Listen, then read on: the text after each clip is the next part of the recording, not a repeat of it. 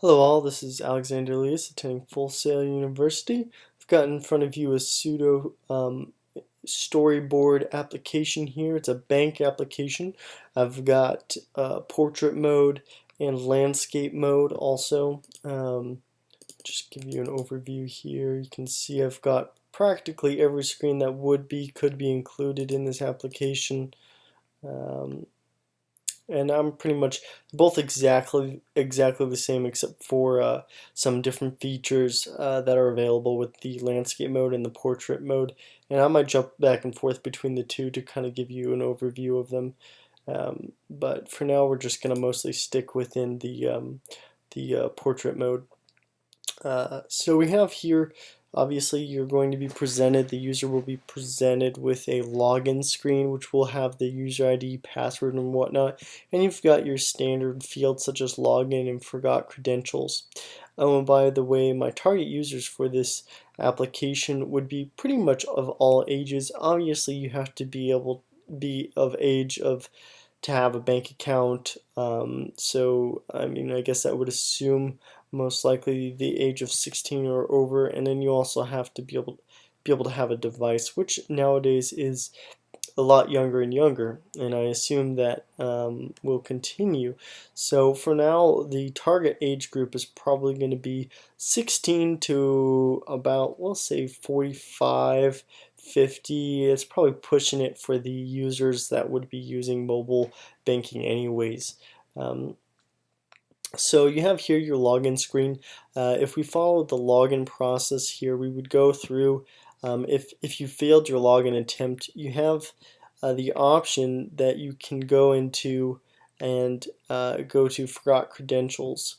You go into forgot credentials, you'd first be presented with the ability to recover your user ID. This would be completed by filling out email and password. Obviously, you would be proceeded with the next screen here on the right, and then if you had just forgot your password, you could do the opposite and go down and click that button, forgot password, and continue to that screen, which would be, the fields would be email, secret question, or ID. And then you would obviously be presented with this notification screen here, and then you'd be automatically taken back to the login screen.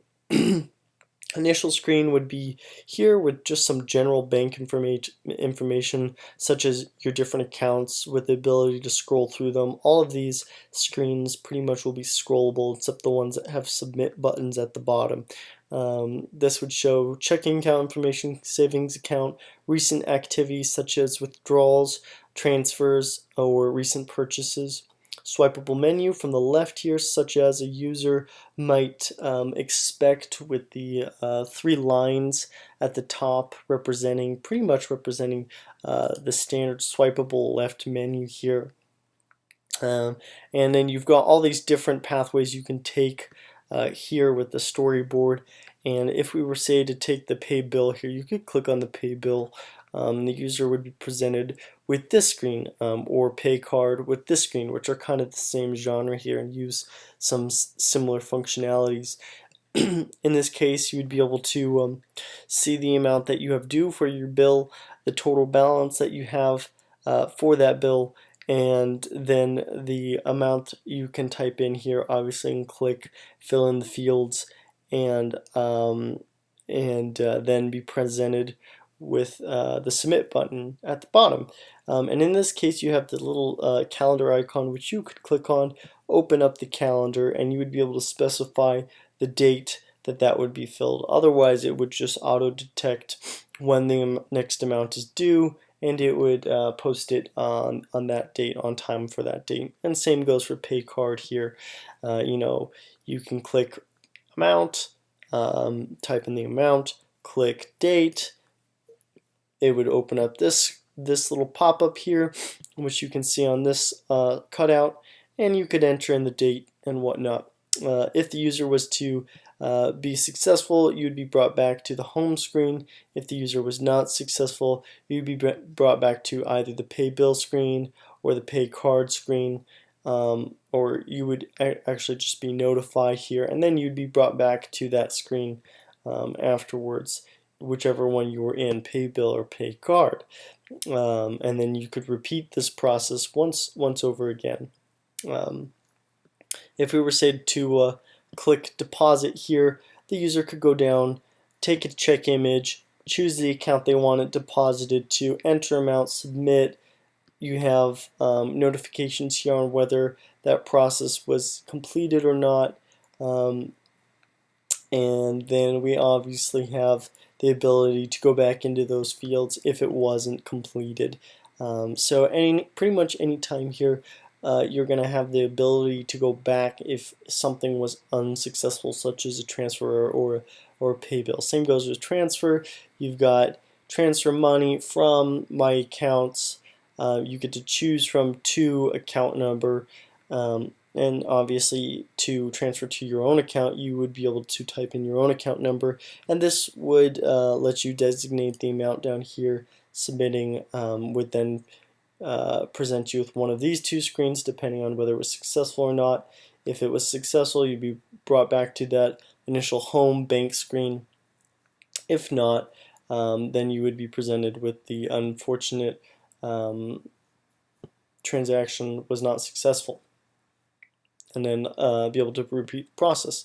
Here we have history, stats, and nearest bank. Let you see these ones. We'll swipe over here and we'll just go down and view them on this landscape mode here.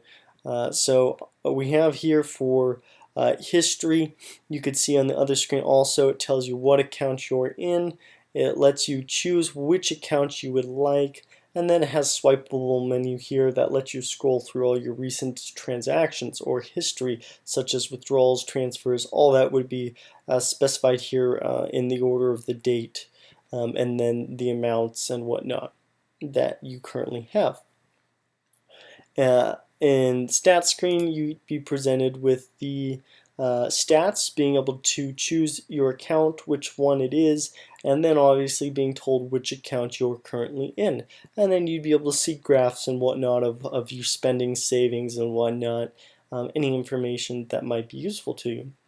Find mode here is the ability to find the nearest ATMs and banks, and you can designate here whether you want to just auto sort the ATMs, nearest ATMs, or auto sort the nearest banks.